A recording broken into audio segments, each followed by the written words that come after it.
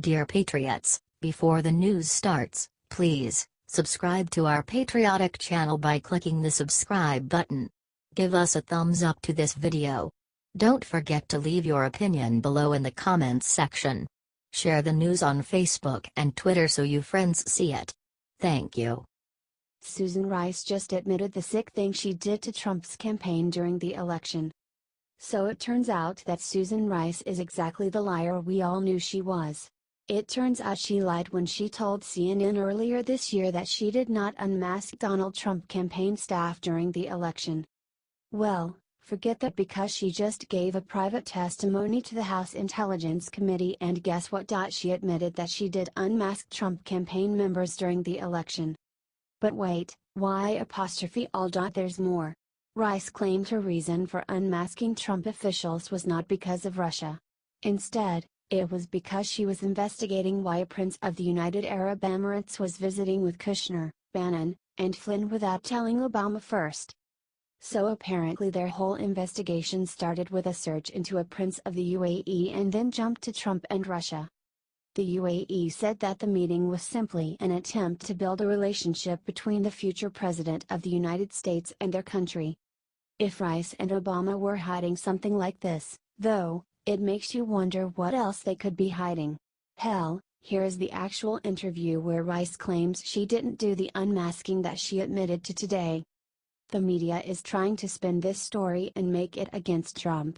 It is not against Trump. This is either her caught in a lie or the predecessor to something bigger than Watergate for the entire Obama admin.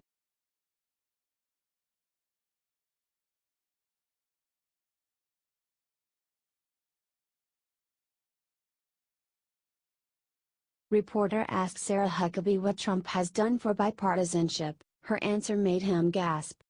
Pretty much everyone in America saw Trump's deal with the Democrats last week to get hurricane funding as a smart deal from a president who wants to work with Congress for America. Everyone except the media, apparently. During Sarah Huckabee Sanders' press briefing today, one of the reporters decided to go after Trump for working with the Democrats. He was trying to spin it like Trump was failing the Republicans by working across the aisle. Then Sarah struck back. Sarah Sanders said that President Trump has done more for bipartisanship in America in the last 8 days than President Obama did in all 8 years. She told the bloodthirsty reporters in the WH briefing room. This president is negotiating on behalf of the American people, exactly what he was elected to do. The idea that you keep trying to distort this into a bad thing is exactly why this president was elected. They were sick and tired of business as usual. They wanted somebody who would break up the status quo, that would bring people from both sides of the table together to have a conversation. This president has done more for bipartisanship in the last 8 days than Obama did in 8 years. But, knowing those reporters, they were not gonna let that go. They can let someone smear the name of their Supreme Chancellor Obama like that. Instead, one of them asked in what ways Trump was more bipartisan than Obama. Sarah was ready for them, too. I'm basing that on the fact he's actually willing to sit down with members of the opposite party, something that President Obama rarely did and certainly didn't listen to members of the opposite party. I can't think of a single time where he made a deal with anyone from the opposite side, from beyond the Democrat Party. This president is committed to do that.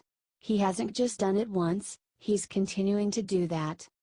And President Trump really is keeping his bipartisan outreach going. Tonight he has a private dinner with Pelosi and Schumer to get the ball rolling on tax reform. Thank God we finally have a president who works for and with all Americans, not just his party. Share this if you are proud of what Trump's doing.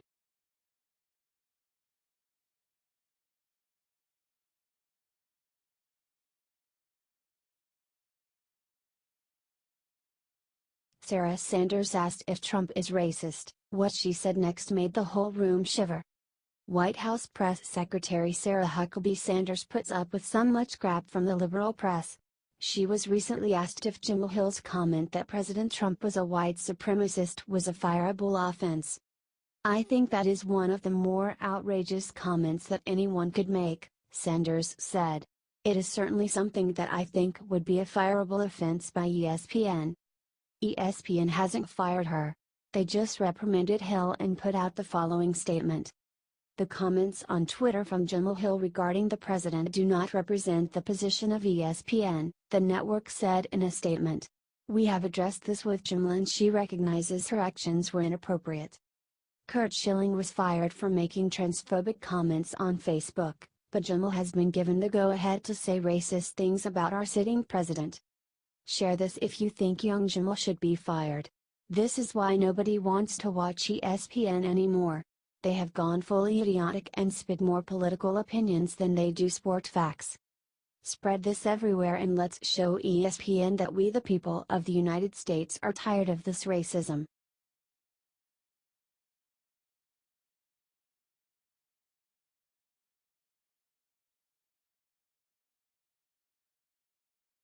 Terrifying. Clinton's analysis of 1984 will make you thank God she isn't president. Hillary Clinton's new book, What Happened, came out this week. For some reason, people are actually reading it. But those who are reading are bound to find something absolutely insane. In her book, Clinton references 1984, a story about an oppressive government controlling the thoughts of its citizens, and Clinton sides with the government. So let's get this straight.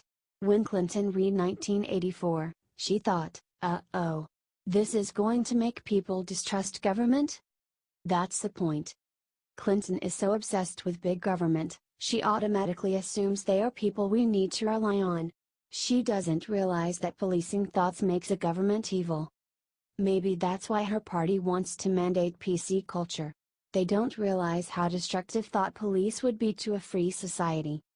Thankfully, this woman never made it to the Oval Office. If she did, 2016 might have become 1984. Share so the world sees what the liberal establishment stands for. Clinton may never become president, but there are more like her.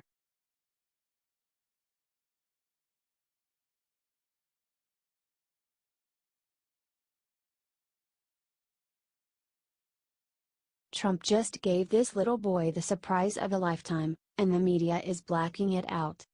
The little boy who offered to mow the White House is finally getting a chance to because of Donald Trump. According to Sarah Huckabee Sanders, Frank from Falls Church, Virginia, is set to mow the White House lawn this Friday.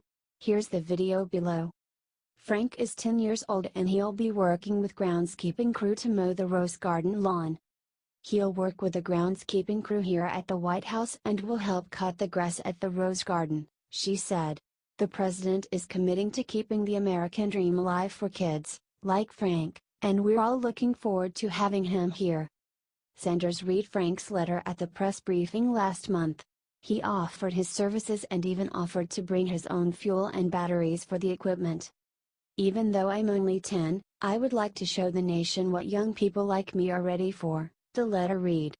God bless this young man. It is great to see that our president is going to help him out and make his dream of mowing the White House lawn possible. The media is intentionally not showing this story. Please help get this out with the following 2 steps. Comment God bless our president below this post on social media. Share this with 3 Trump voting friends that you know. We have to keep fighting the media. We cannot let them black this out.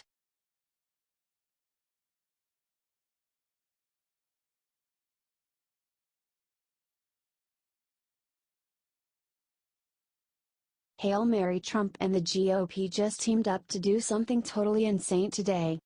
It has been a rough road full of disappointment for the Obamacare repeal effort. 3 senators opposed the skinny repeal in August, tanking bill and frustrating President Trump and his supporters. It looks like hope could be on the horizon, however, as 2 Republican senators are crafting a new Obamacare replacement. Lindsey Graham, SC, and Bill Cassidy, LA, introduced a bill on Wednesday that would repeal Obamacare and give block grants to individual states, which would then decide how to pay for health care. President Trump did not address the specifics of the plan, but was happy the repeal effort was moving forward, saying, "I applaud the Senate for continuing to work toward a solution to relieve the disastrous Obamacare burden on the American people. As I have continued to say, inaction is not an option, and I sincerely hope that Senators Graham and Cassidy have found a way to address the Obamacare crisis. The bill must be introduced in 17 days to be passed with a simple majority. Later plans would have to be passed with 60 votes, which would be extremely difficult given the resistance in the Democratic Party. 4 Republicans are co-sponsoring the bill, and Dean Heller, NV, and Ron Johnson, Y, have also signed onto it. John McCain, US, who cast the deciding vote against the skinny repeal, has also signaled his approval of the new bill. This is great news. President Trump is on board, and it sounds like we may be rid of Obamacare by the end of the month. H.T. Bloomberg,